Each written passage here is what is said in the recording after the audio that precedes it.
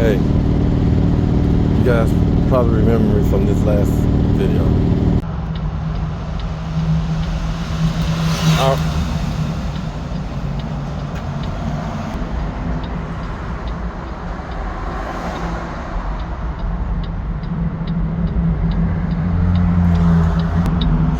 so, this is what happened. Well, I have more to say.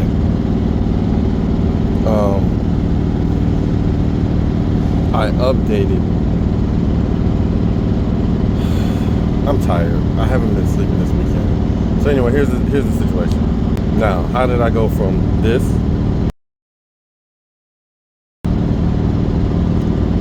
to this?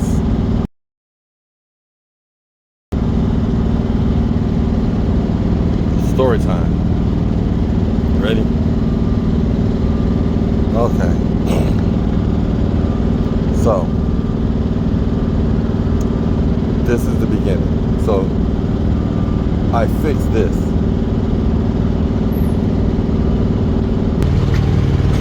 That's brand new.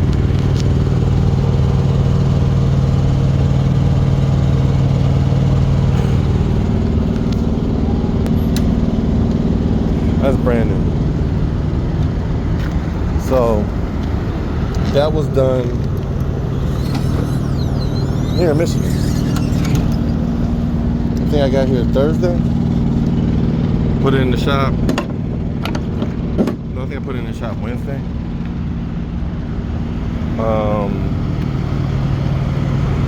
So the rubber boots, the blue boots.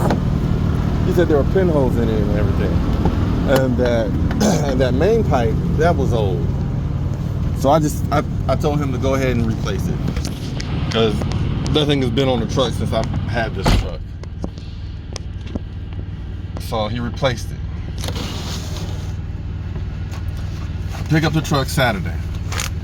I'm on a load. Let me see if you can see.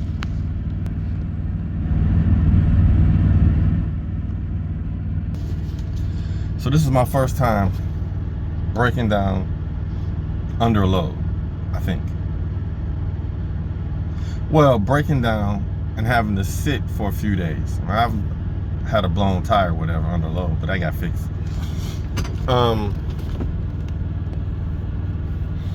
So I picked the truck up. I get 3 miles down the road. My coolant light comes on. So I'm like, and I was on the phone with my lady, so I was like, oh, not again. I just fixed this. Then the red light came on. Stop. So I pull over on the expressway at an entrance ramp. I get out, I look, nothing's leaking. So I open the hood. The reservoir was kind of low. It was a little bit under the full line. So I'm like, okay, I'll just put some antifreeze in it. Get on there. And for whatever reason with this PACCAR, because it's 2016, when you fill it up, you have to turn off the truck and then cut it back on so it can register it. And it went off. I mean, what I mean by off, like the light went off, then it came back on again. And it was just ding, ding. And so at this time, I'm thinking, because I'm on the shoulder and the shoulder is kind of like tilted because it was on a turn, I'm thinking, okay. So I drive a little. I didn't even get a couple of 100 feet before that red light started coming on. And I'm just sitting there, and the whole time I'm on the phone with my girlfriend, and I'm working through this in my head. No leaks. Okay, no leaks. Antifreeze coolant is full, but the light is going off. So in that mind, it's like, it's a sensor. It's got to be a sensor. So I turn it off, and I remember watching a video where they say you unplug it and that should buy you time. So I unplugged it, and it did buy me time. It bought me about 20 seconds. Then the light came on again. The whole time I'm on the phone with my girlfriend, and I'm just talking to her and talking to myself, and I'm just going through it. Like, there's no leak, so I know it's not leaking. And the reservoir is full, so it's not that it's low. So I think it's like a sensor. So I spent like the next 30 minutes sitting on the side of the road, debating, do I want to change the sensor out on the side of the road, which means I got to call an Uber to come get me, take me back down to my pickup truck so I can drive around, do what I got to do, come fix it, and then call another Uber to bring me back. I was like, no, man, because I just spent $1,500 fixing this damn thing. So then before I called for the part, it was a $60 part. And I said, well, how can I tell if it's I said, no, I asked him, I said, if it's not the sensor, can I bring it and get a refund? He said, no. Electronic parts as is. Like, you buy it, that's it, you got it. So I said, how much is the reservoir? The reservoir is like $275. I said, well, how do I know if it's bad? Well, he told me I'm not going to tell you because I don't understand. What about the reservoir? Well, he said, okay, well, the way to check to see if the reservoir is bad, because it has a magnet in it. And I remember that from when I had my head gasket, which reminds me, I need to post that video or those pictures and give you that whole rundown. But he said what you do is you drain it, unbolt it, and then flip it over, right? And if you flip it over and you hear a click, and then you turn the truck on, and if you still have a coolant light, then it is your sensor. Right, I think that's how it was. But what he did say that made sense to me is, he said, well, if you buy the reservoir, it comes with a sensor. So you're good. Instead of buying a sensor and then realizing it might be the reservoir. And then I told him, I said, well, I had this truck brand new since 2016. So everything is bound to go bad. So the whole time I'm doing this, going through this, calling, my truck is cooling down. So it gets down to like about 175, I guess, 160. I cut it on. Whoop. It's not on. The sensor is still unplugged. Is it unplugged? No, I plugged it back in at this time. And instead of me driving forward, I was just at the entrance ramp to getting off the freeway. So I backed up on the oncoming traffic and I started to go on the entrance ramp. But the entrance ramp was tilted this way because it was a turn. And as I was tilting that way, the light came on and then it started flashing red again. And I was in the middle of it wasn't a 2-lane exit, it was just a 1-lane. And as I'm blocked there, I stopped, put on my 4-ways, opened up the hood. I don't know what I did, but there was enough time for the lights to reset or whatever. I had a car behind me, he went around me, and then as I was closing my hood and starting up the truck, a semi-truck was coming behind me. So what I did was I got all the way over to the right because it was tilted this way. It was tilted that way. Was it? No, because I was turning right. So, whatever. I rode the inside shoulder and let all the other trucks and cars pass me on the left-hand side on the road. So I did all that. And I said, I'm going to get on this flat road. And that's what I did. I stopped at a stoplight. The whole time I'm on the phone with my girlfriend. And she's being quiet. She's being a good girlfriend. She is. She's being quiet. She's not saying anything. She's let me talk through it in my head. She's let me talk through it out loud. Plus, she wasn't paying attention. She was looking at oh, I have a good woman.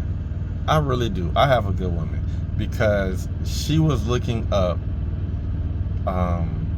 how to change the sensor on the reservoir. And somehow she came up on how to change the reservoir, which I had already watched a video months ago about that. Oh, I didn't tell you that story. So as I was calling the dealership about the sensor, and he told me it could be electrical connection, I was like, well, and I'm thinking to myself, it's like 2 bolts on top, 1 bolt at the bottom, and you have like 1, 2, 3 hoses, plus that main hose at the bottom. So I'm at the light, I plug the sensor back in. I'm thinking I can change it right here because I'm in the left-hand lane, and no, I couldn't change it. Anyway, it was a nice breezy day, and ahead of me was an overpass. So I crept it under there, and I sat. Lifted up the hood, opened up the reservoir cap, and it was steam coming out. And me and my girl just sat on the phone talking. And for about an hour,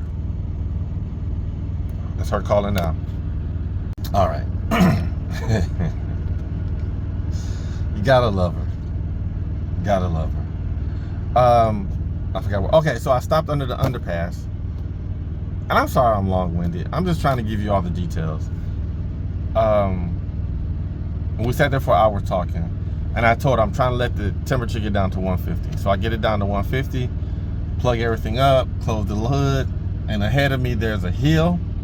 It's an overpass, like I got to drive over the overpass, and then there's a drawbridge that I got to drive over. And I get there, and the whole time I'm watching it. I'm watching it. So as I was climbing the first hill, it got up to 175 real quick. As I was climbing as I was going over the drawbridge, it was up close to 200. And I'm just like, I'm trying not to do 60 miles an hour. I'm doing about 45. Oh, and the other thing is I cut my fan on. I turned the fan on to run continuous because you know, when it gets up to like 250, 220, your fan cuts on and then the temperature drops, right? So I'm thinking, cut the fan on, drive with it on, and it should keep it under 200. Huh. When you go slow, that fan doesn't move as fast. I thought it moved fast all the time, but I guess it's based on the RPMs of your truck or something. Because as I was coming to a stop at a stop sign or a stoplight, you couldn't even hear it was on. It was only until I started moving that you heard it go, Rrr! Anyway. So what I do is, I get back to Kenworth and I say, you know what, just replace the reservoir. So that's what I did. Then, but it's, as you can see in that picture, it's so clear and you can see through it. So you can see that black spot, that's the magnet. Didn't see that in my old one because it was all yellow. But $2,100 later, I hope it's fixed. Since I've had this truck, that's the only good thing. I've had this truck since 2016, March of 2016, and it had 1,000 miles maybe? Brand new. So everything I go through with this truck.